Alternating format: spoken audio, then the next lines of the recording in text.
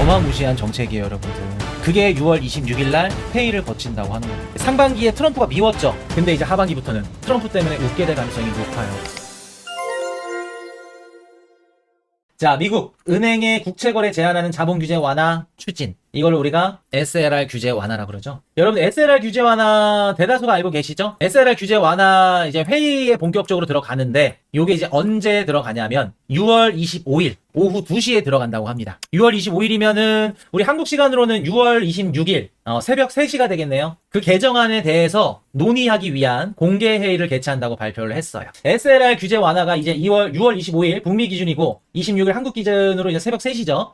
이거를 이제 개정안을 한다고 하는데 요것도 사실 제가 멤버십 하면서 말씀을 드렸죠. 얼마 전에 연준 부의장 바뀌었죠. 연준 부의장이 이제 어떤 누님으로 바뀌었는데 그 누님이 누구? 무슨 성향이다? 트럼프 친성향이다. 작년 9월달 잭슨 미팅 때 제롬 파웰 연준의장이 50bp 금리 내렸잖아요. 그거 이례적으로 자기 혼자서 비판했던 인물이 이번에 연준 부의장이 됐어요. 연준 부의장이 갈렸다는 건 무슨 뜻이다? 트럼프 정부 입장에서 빠르게 SLR 규제 완화를 서두르는 거다. 여러분들 SLR 규제 완화가 뭐냐면 간단하게 설명을 드릴게요. 은행들이 미국 국채를 더 살 수 있어요. 더 살 수 있는데 보통 그 2007년도 이제 리먼 사태 다 터지고 나서 이제 이게 규제가 생겼거든요. 지금 현 시점에서 우리가 알고 있는 뭐 JP 모건, 뱅크 오브 아메리카, 뭐 골드만사스 2,500억 불 이상 굴리는 대형 은행들 기준으로 지금은 SLR 비율이 5%입니다. 근데 이거를 26일 날 그 회의를 거쳐서 5%에서 많게는 3.5에서 4.5까지 하향 조정해준다는 거예요. 내려주는 것만큼 국채를 더 사줄 수 있다는 거겠죠. 여러분들 국채 사주는 게 뭐가 중요해요? 미국에 있는 은행들이 국채를 사준대. 뭐가 좋을까? 일단 첫 번째, 그냥 간단하게 생각을 해봅시다. 은행이 미국 국채를 더 살 수 있어. 그러면 그 은행이 그 국채를 갖고 또 서로 빌려주고 돌리면서 돈을 벌어먹겠죠? 이해되셨어요, 여러분들? 그럼 그만큼 유동성이 늘어나겠죠? 대형 은행들이 SLR 규제 완화 풀어줘, 규제 풀어줘 계속 얘기해. 왜? 지네들이 국채 사서 그 국채 갖고 활용해서 돈을 벌 수 있으니까. 여러분들 은행이 돈을 어떻게 벌어요? 여러분들이 은행에다 예금해 놓으면 그 돈을 대출해주면서 돈놀이 하죠? 예대마진으로 먹고 사는 게 은행이죠? 그럼 은행 입장에선 돈을 벌 수 있는, 돈을 돌릴 수 있는 자산이나 아니면 돈이, 상품들이 돈을 더 많이 돌려서 수익을 더 많이 발생을 시켜야겠죠. 그럼 국채를 사주는 것만큼 그만큼 레버리지 효과가 나오는 거죠, 여러분들. 이해되셨어요? 그러면 자연스럽게 지금 뭐 미국에 있는 기업들 뭐 IPO하고 뭐 M&A하고 은행들이 적극적으로 돈을 빌려줄 수가 있겠죠. 대출이 더 잘 나오겠죠. 이자를 받아 먹을 수 있을 거고. 그럼 시장의 유동성이 활발하게 돌면서 돈의 회전 속도도 빨라지고 돈의 양도 늘어나죠. 유동성이 늘어나네요. 자, 그럼 채권 시장으로 가볼까요? 미국 은행들이 미국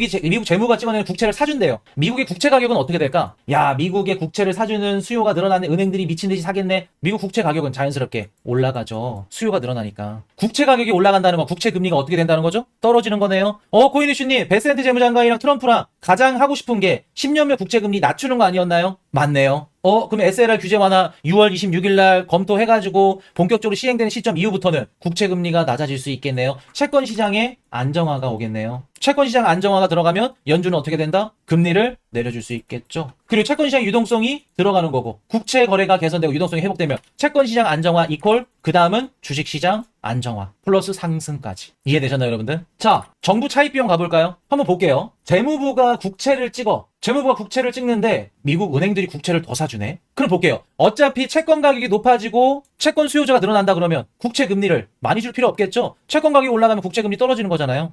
재무부가 국채를 발행하는데 10년물 국채 금리를 낮게 주고 5년물, 3년물, 1년물 금리를 낮게 준대. 그러면 미국 정부 입장에서, 재무부 입장에서 뭐예요? 금리를 낮게 줘도 되는 거니까.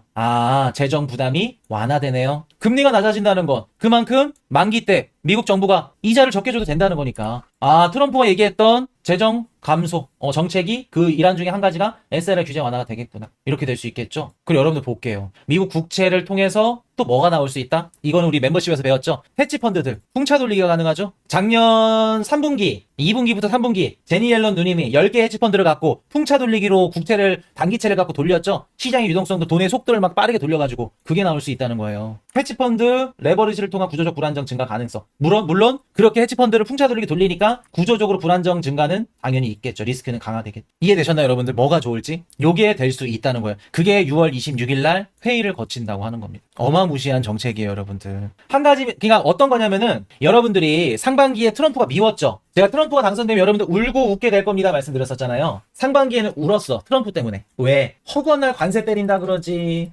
얘네 뭐 국방비 너네 안 주니까 뭐 군사 뺀다 그러지. 상반기에 증시가 폭락했고 코인도 폭락했죠. 근데 이제 하반기부터는 우리 아이가 달라졌어요. 트럼프 때문에 웃게 될 가능성이 높아요. 왜? 울게 할 정책들은 관세 협상, 뭐 이민자 추방 이런 것들이 되겠지만 웃게 할 정책들이 뭐냐면 감세 법안, SLR 규제 완화 이런 것들이 이제 3분기, 4분기에 몰려 있어요, 여러분들. 이제 웃을 가능성이 매우 높아진다고. 중간중간에 뭐 중동전쟁, 뭐 무슨 대규모 시위 이런 것들은 지나가는 소나기에 불과하고 채찍을 때렸으니까 이제 당근을 줘야겠지. 1기 때는 당근을 먼저 주고 채찍을 때렸거든요. 2기 때는 달라요. 반대예요. 자, 그럼 보도록 합시다. SLR 규제가 완화가 되면 금리 하락하고 유동성 증가되고 또 과도한 베이시스 레버리지 뭐 이런 것들 있을 수 있겠죠. 채권을 통해서 뭐 선물시장, 현물시장이랑 가격 차이를 이용해서 이런 거래가 있을 건데 위험할 수도 있어요. 근데 이거는 어찌됐든 간에 위험성이지 무조건 100% 터진다는 건 없어요. 위험성만 높아진다는 거지 무조건 무너진다? 야, 무슨 SLR 규제 완화 때문에 흔들린다, 경기 침체간다? 그건 잘못된 얘기입니다. 달러는 제가 요거 금요일날 다뤄드릴 거고, 그리고 주식, 은행주, 주식 전반에는 긍정적이죠. 은행주 상승, 금리 급등시 역흐름 우려. 코인 리스크 자산 당연히 좋죠. 위험 심리 올라가고 코인 강세 가능성. 왜? 시장 이동성들이 나오고 금리가 떨어진다는 건 당연히 금리에 민감한 러셀 2000이나 다우나 우리 알트코인 같은 위험성 자산시장 가격이 올라갈 가능성이 높다는 걸 얘기하죠. 그래서 여러분들 6월 25일 날 한번 지켜봅시다. 지니어스 법안은 상원 통과했거든요. 이제 하원 통과하고 트럼프 대통령 행정명령 사인만 하면 됩니다. 빠르면 한 7월 중으로 되지 않을까요? 지니어스 법안은 걱정할 게 아니에요. 우리가 진짜 걱정할 건 이제 부채한도 협상이나 부채한도 협상 무조건 될 거고 감세 법안이겠죠. 그게 언제쯤 되나? 어떻게 되나?